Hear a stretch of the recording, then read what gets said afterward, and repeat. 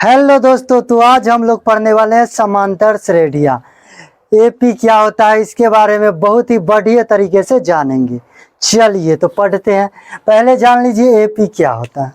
देखिए AP AP क्या होता है, तो एपी का फुल नेम क्या है, तो अरिथमेटिक अरिथमेटिक प्रोग्रेशन प्रोग्रेशन इसका फुल नेम क्या है एपी का, अरिथमेटिक प्रोग्रेशन। ठीक है। इसमें पहला पद क्या होता है, पहला पद क्या होता है, तो पहला पद ए या A1 को भी कहते हैं। दोनों क्या है, पहला पद है। क्या है, पहला पद है। पहला पद क्या है, ए और A1 दोनों को क्या कहते हैं, पहला पद ही कहते हैं। ठीक है। अब जान लेते हैं क्या एपी का यानी समांतर श्रेणी का व्यापक रूप क्या होता है। समांतर श्रेणी का समांतर श्रेणी का व्यापक रूप क्या, व्यापक रूप क्या होता है, तो व्यापक रूप क्या होता है, ये होता है ए प्लस डी होता है, ए प्लस 2D होता है, ए प्लस 3D होता है, ए प्लस 4D होता है, dot dot dot A plus n-1 into D. ठीक है, यहाँ तक होता है। ठीक है। चलिए देखिए ये क्या हो जाएगा हमारा पहला पद, क्या हो जाएगा पहला पद, ये हो जाएगा हमारा दूसरा पद, ये तीसरा पद, चौथा पद, पांचवा पद। ठीक है ना, इसी तरह से जाएगा। चलिए अब क्या करते हैं, देखिए इसमें n को क्या बोलते हैं, n को हम बोलते हैं पदों की संख्या। क्या बोलते हैं हम, तो पदों की संख्या।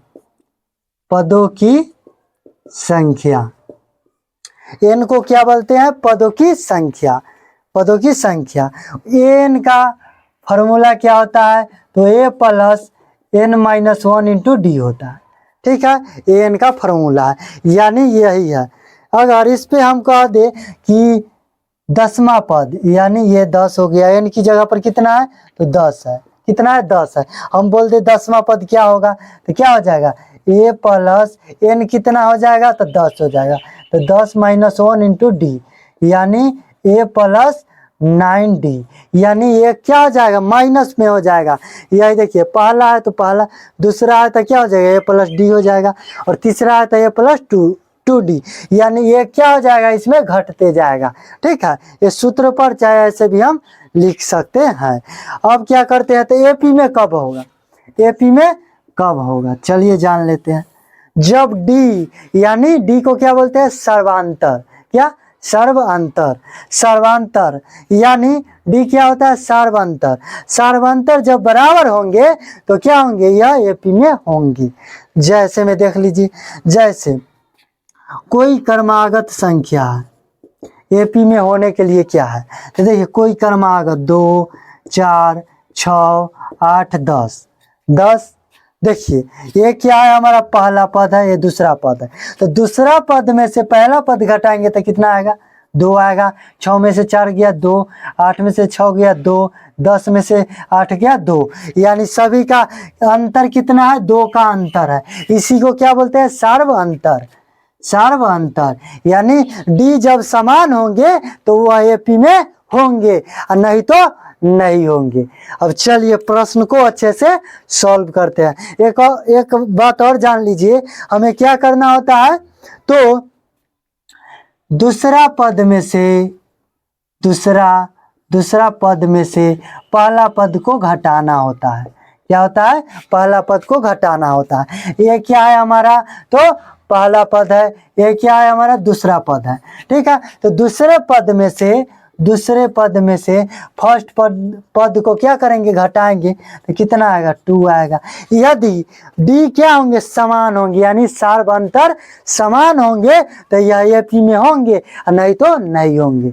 और चलिए प्रश्न को अच्छे से सॉल्व कर लेते हैं। तो उससे पहले क्या करेंगे, इसको मिटा देंगे, ठीक है। चलिए क्या कह रहा है, देखिए 1 नंबर प्रश्न में प्रत्येक किलोमीटर के बाद का टैक्सी किराया, जबकि प्रथम किलोमीटर के लिए किराया 15 रुपया है, ठीक है, और अतिरिक्त किलोमीटर के लिए किराया 8 रुपया है। जैसे में देखिए हम देखिए कोई दूरी तय कर रहे हैं टैक्सी से, ठीक है, कोई दूरी हम तय कर रहे हैं, तो देखिए यहाँ से 1 किलोमीटर का किराया कितना है, 1 किलोमीटर का किराया कितना है, तो 15 रुपया है, कितना, 15 रुपया है, ठीक है। अब हमारा मन है से 1 किलोमीटर और जाए, 1 किलोमीटर और जाए तो कितना हो जाएगा, 2 किलोमीटर, 2 किलोमीटर, तो ये 15 रुपया तो 1 किलोमीटर का है, ये है, ठीक है ना, है, और उसमें क्या होगा, तो 8 रुपया अतिरिक्त किराया क्या होगा, जुटेगा, यानी क्या हो जाएगा 15 + 8, तो क्या हो जाएगा 23 रुपया। फिर हमारा मन किया से 1 किलोमीटर और जाते हैं, तो क्या हो जाएगा, ये 3 किलोमीटर, तो ये 23 रुपया में और कितना जुट जाएगा, तो यह 8 रुपया जुट जाएगा, तो कितना हो जाएगा 31 रुपया, ठीक है ना। यानी देखिए प्रथम किलोमीटर के लिए किराया 15 रुपया फिक्स है, ठीक है, फिक्स है। अब वहाँ के बाद आप कितनी दूरी तय कीजिएगा, कितना किलोमीटर, हर प्रत्येक किलोमीटर के लिए कितना रुपया देना है, तो 8 रुपया देना है। तो चलिए अब क्या करेंगे, हल लिखेंगे और मान लेंगे, क्या करेंगे, मान लेंगे, लिखेंगे माना कि प्रथम किलोमीटर के लिए किराया, प्रथम किलोमीटर के लिए किराया कितना रुपया है, तो 15 रुपया है, ठीक है, 15 रुपया है, प्रथम किलोमीटर के लिए 15 रुपया है। तथा क्या है, प्रत्येक अतिरिक्त किलोमीटर के लिए, प्रत्येक यानी 1 किलोमीटर, ठीक है, प्रत्येक अतिरिक्त किलोमीटर का किराया कितना रुपया, तो 8 रुपया है, कितना रुपया है, 8 रुपया है। इसलिए प्रथम किराया क्या हो जाएगा, प्रथम किराया क्या हो जाएगा, तो प्रथम किराया यानी क्या हो जाएगा, A1 पहले हम बता चुके हैं, ठीक है, A1 कितना है, तो 15 रुपया है, ठीक है, 15 रुपया। तो दूसरा किराया क्या हो जाएगा, दूसरा किराया यानी A2 हो जाएगा, A2 कितना हो जाएगा, तो देखिए प्रथम किलोमीटर के लिए किराया कितना है, 15 रुपया है, और अतिरिक्त यानी हर 1 किलोमीटर के लिए 8 रुपया है, तो क्या होगा 15 + 8 जुट जाएगा, क्या हो जाएगा 23 रुपया। अब क्या होगा, तो तीसरा किराया क्या हो जाएगा, तीसरा किराया यानी A3 क्या हो जाएगा, तो 23 है, तो 23 में फिर 8 जुट जाएगा, तो कितना हो जाएगा 31 रुपया, ठीक है ना, 31 रुपया। चलिए हमको कम से कम 3 निकालना होता है, तीसरा पद निकालना होता है, ठीक है ना। चलिए अब क्या करेंगे, तो हम जांच करेंगे कि AP में है या नहीं, हमारा यह सूची आ गया, इससे हम जांच करेंगे कि यह AP में है या नहीं। चलिए क्या करते हैं,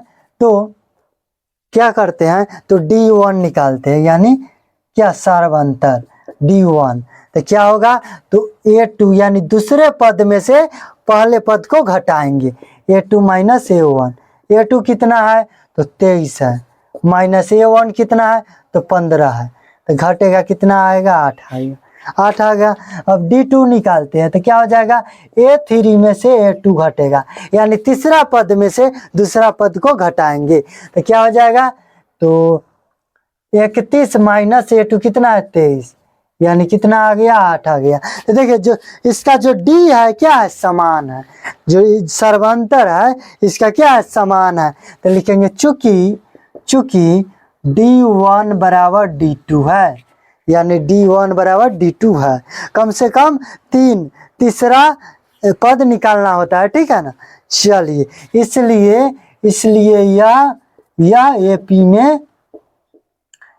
में है, हमारा प्रश्न सॉल्व हो गया, ठीक है ना। तब चलिए बहुत ही बेहतरीन तरीकों से हमने इस प्रश्न को सॉल्व कर दिया है। अगर वीडियो अच्छा लगा हो तो लाइक करें, सब्सक्राइब करें और एक शेयर जरूर से जरूर करें। तो चलिए हम मिलते हैं नेक्स्ट वीडियो में, तब तक के लिए बाय बाय, धन्यवाद।